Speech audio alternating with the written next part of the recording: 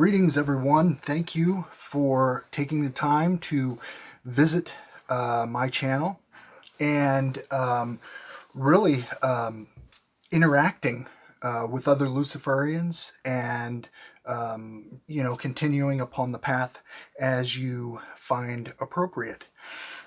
Today, I'm going to discuss and present some simplifications in the invocation or evocation of Goetic spirits, demons. Beginning neophyte, the one who's approaches Luciferianism, who has applied the 11 points of power or is in a process of that. There's consistency, there's a momentum being built in your life that you can validate, and you're building your initiatory practice, whether it's 80% Luciferian practice or another left-hand path school of thought. And that's perfectly fine. And I've always encouraged others to seek many of the parallel and beneficial left-hand path schools of thought, orders, or and I'm talking about serious ones that have a kind of brotherhood with Luciferian tradition and the various avenues of Satanism. So, Goetic invocation, black magic. If you talk about the 72 Spirits of Solomon, that grimoire tradition, starting from the medieval through the Renaissance period into our modern times, has a specific formula centered around the Solomonic one, which is using a triangle circle with the name of an angel written around it, subservient to Yahweh, acknowledging that Yahweh, or the Christian God, the Hebrew God, is the ordaining power and authority of the universe. You can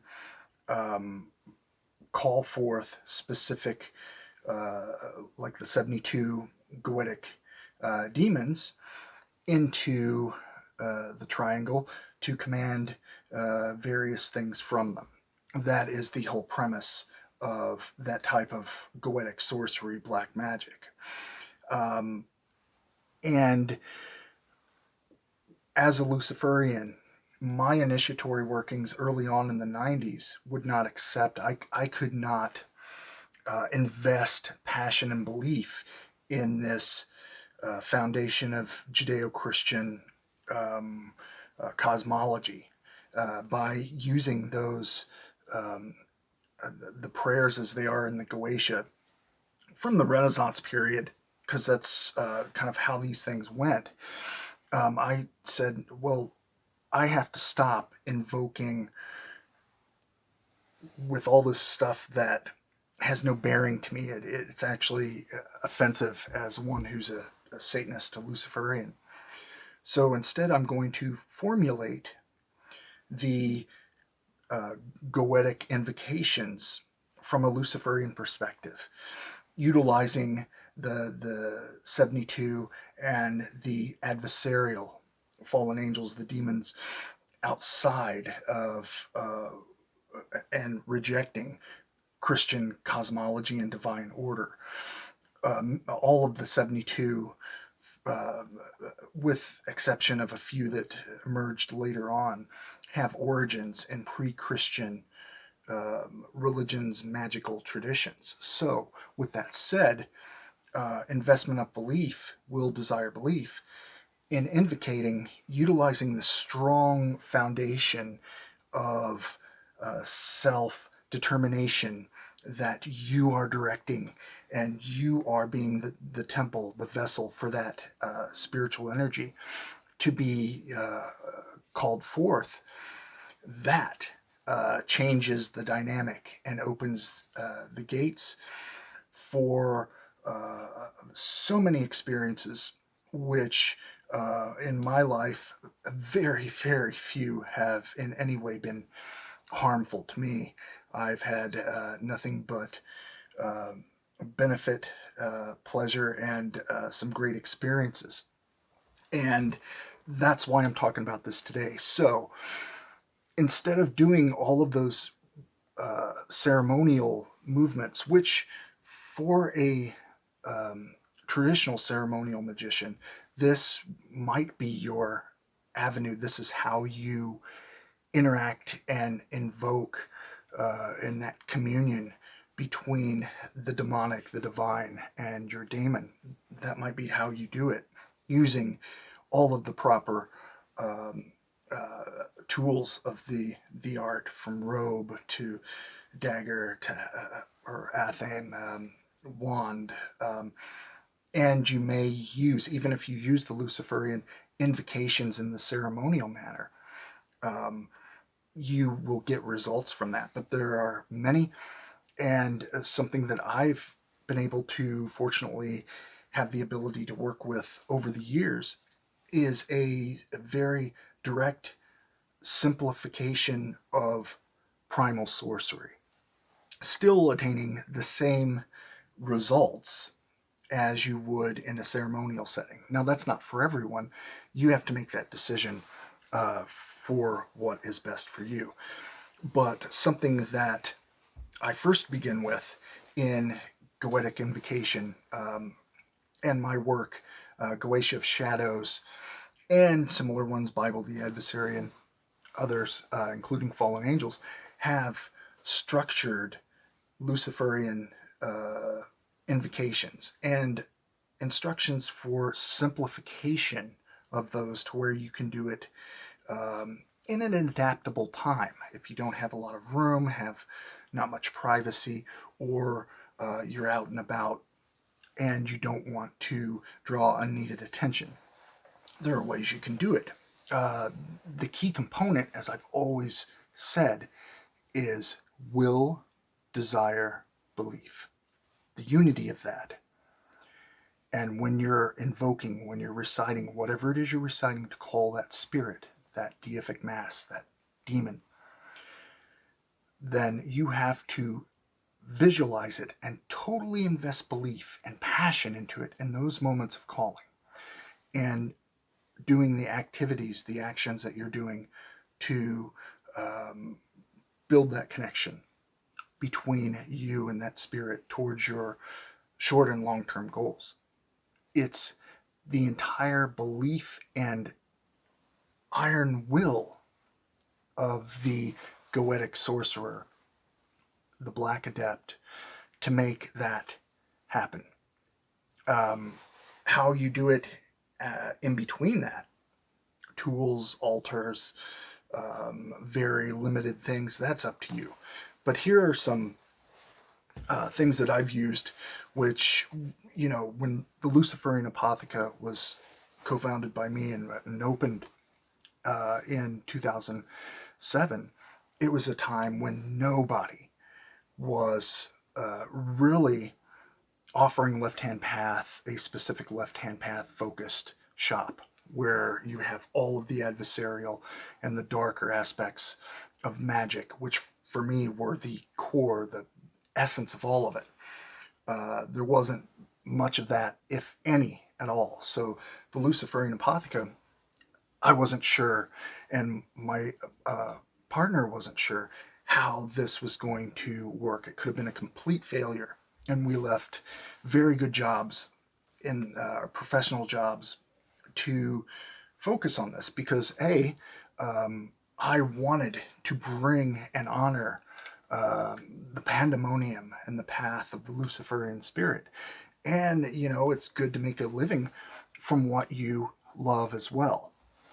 So, in doing that, we created a series of items such as the Goetic circle or triangle of evocation. And instead of the angel, it has Azazel at the points.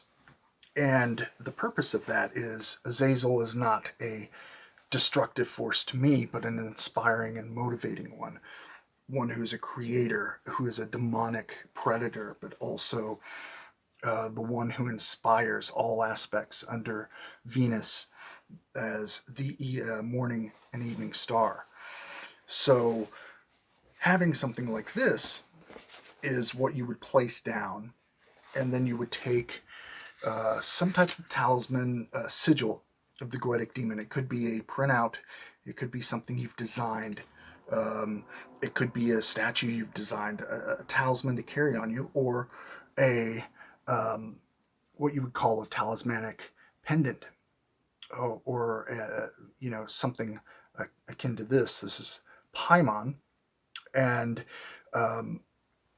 what you would do is you place this in the center, and utilizing the formula of invocation and constraint and that binding, you would, found in Goetia of Shadows, you would invoke and call forth with all of your intent and will, desire, belief, the spirit that you're calling forth. And let me say that don't concern yourself with trying to make something manifest physically in a circle. And the reason I say that is it is a waste of energy.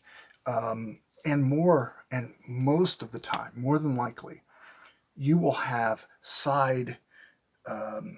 distracting side things happen. And what that is your paranormal kind of experiences, from doors closing, pounding on walls, hearing whispers, things moving. All types of things such as this will occur in these invocations of Goetic demons and other spirits. So the purpose, you have to have your aim. Why am I calling this demonic spirit? Why am I seeking that communion? So you have a short and long-term goal. The short-term goal may be at first a blending of curiosity and not being sure about what you wish to attain. So you look at the basic outline of the spirit, and when it comes to a Luciferian context, it would be something that enhances the energy that you have within you. So that deific mass, that demon, would inspire and connect you with by this talisman, this sigil. So in that invocation, you would call it to manifest within that circle, and that energy would be encircled and directed by you to activate and consecrate that talisman. That will be your gateway, your sigil, your signature of that particular spirit, to have varying levels of guidance and inspiration. Some will be frightening for some, and some will be just a validation to understanding there's a metaphysical reality, that this framework is beyond just somebody chanting in a circle. You're going to have short and long-term goals, and you call this spirit as a guide, as a patron, as a something that you honor, but you never submit to or make yourself slave of. And I say that because spirits and demons, or these type of energies, what I call deific mask, will tempt and test, and if there's a sense of weakness, or that you would make it cheap by just going the carnal route, or whatever the temptation is,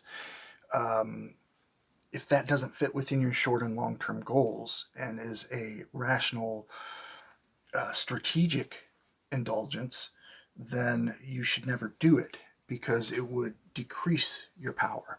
Remember, you're becoming, striving, and willing yourself upon the Luciferian path with the black flame to become very similar to the mythological constructs, the identifiable traits of the adversary as both a creator and a destroyer, a sustainer.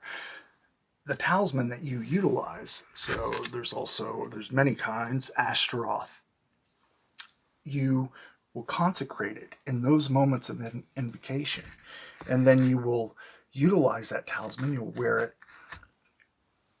daily towards not necessarily focusing on it every second of the day, but your energies will be slowly unified and directed towards manifesting and attaining those short and long-term goals. And if it's a knowledge thing, the experience, the journey, if you will, between the invocation and the validation of attaining the results, it will always be different than what you think it will be in the beginning. It will be just different.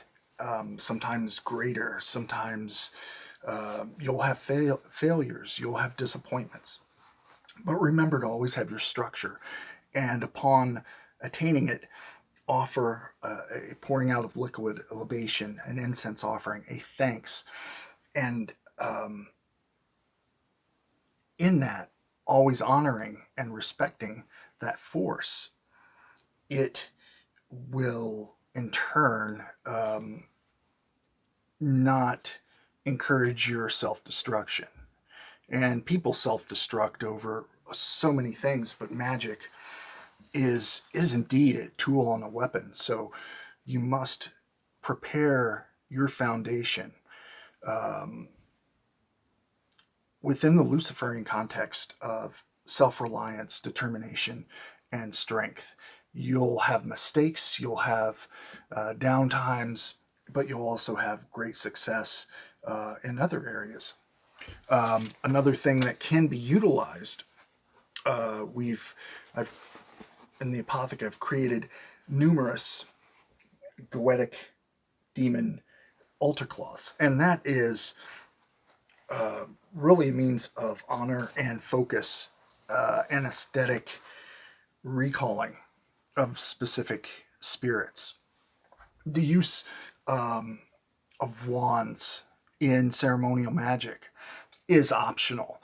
Remember, the wand, and I'm not talking about something Harry Potter related, but the wand goes all the way back to ancient Mesopotamia, ancient Greece, where the wand is a director of spirits, of souls of the dead, of demons, but also an extension of the will, just as the athame, the dagger. And using this in, say, Luciferian witchcraft rites, sabbatic invocations, black witchcraft, the foundation of turning the blade and focusing towards the circle of invocation is the command of will, that type of self-determination that channels and focuses that energy. It's all a part of the interaction with the aesthetic, all that would inspire the Goetic sorcerer. So I hope that this offers some clarity, and it also opens up the reins, if you will, for people to take a text, take a Goetia of Shadows or Fallen Angels, and apply it, read the basic guidelines and adapt it and apply it in total sincerity and document it. And you will find that you'll never really be alone in the sense of interaction with spiritual energies. Thank you for checking out this video. If it's useful to you, encourage others to subscribe and like and pass it around. More videos coming soon. Thanks.